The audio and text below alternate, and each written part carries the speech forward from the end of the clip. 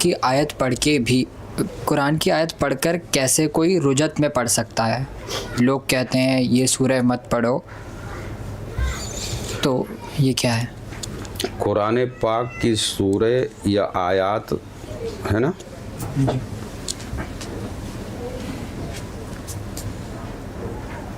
پڑھ کر یقیناً کوئی پاگل نہیں ہوگا، مگر جو پڑھنے کا طریقہ ہے اس کا مقصد پڑھنا آپ کا سمجھنا ہو۔ اب قرآن پاک کو شروع کریے بسم اللہ کے بعد سے لے کے والناس کی سین تک کے، آپ روز قرآن شریف پڑھو کیسے پاگل ہو جاؤ گے؟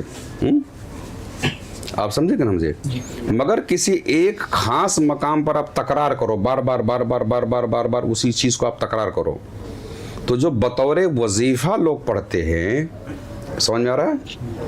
ایک ہی لفظ پر ٹھہر کر کے یا ایک آیت پر ایک سورے پر اسی کی تکرار جو کرتے ہیں، تو تکرار کا کوئی مقصد ہوتا ہے نا، تکرار کا کوئی مقصد ہوتا ہے۔ اب ایک ہی لفظ کو، ایک پورا مضمون ہے قرآن پاک رجوع ہدایت کا، آپ اس سے جو بھی چیز ہے اس کو پڑھیے، سمجھیے اور اس پہ آگے بڑھ جائیے۔ اب ایک مان لیجئے کہ ایک لفظ پر آپ ٹھہر گئے، قل اعوذ برب الناس، ناس ناس ناس ناس ناس، کیا ناس؟ قل هو اللہ احد احد احد احد احد، اب لفظ احد پر آپ تکرار کر رہے ہو، اب مقصد اس میں آپ کا کیا ہے؟ تو اسی لیے تکرار جو کسی چیز کی جاتی ہے وظیفے کے اندر، اس کی تعداد مخصوص ہوتی ہے، اس کے اندر اسرار اس کے چھپے ہوتے ہیں، ایک ہی ایک حرف پر کئی موکلین ہیں، اس کے ایوان ہیں، سمجھ میں آیا؟ تو جب اسی چیز کو تکرار کرتے تو ان کا ظہور شروع ہو جاتا ہے، آپ سمجھے کہ نمزے؟ اس وجہ سے رجت ہونے کا اندیشہ رہتا ہے، مقصد اس میں رجت میں ہونے کی وجہ سے بھی ہوتا۔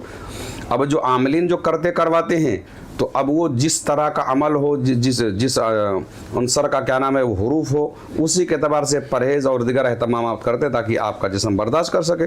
تو واقعی قرآن شریف پڑھ کر تو کوئی رجت میں نہیں پڑے گا، تکرار کی وجہ سے، تکرار کی وجہ سے اس کو آپ بار بار بار بار ایک ہی چیز پر آپ تکرار کریں۔ جی حضرت بقا کیسے حاصل ہوگی؟ فنا کے بعد بقا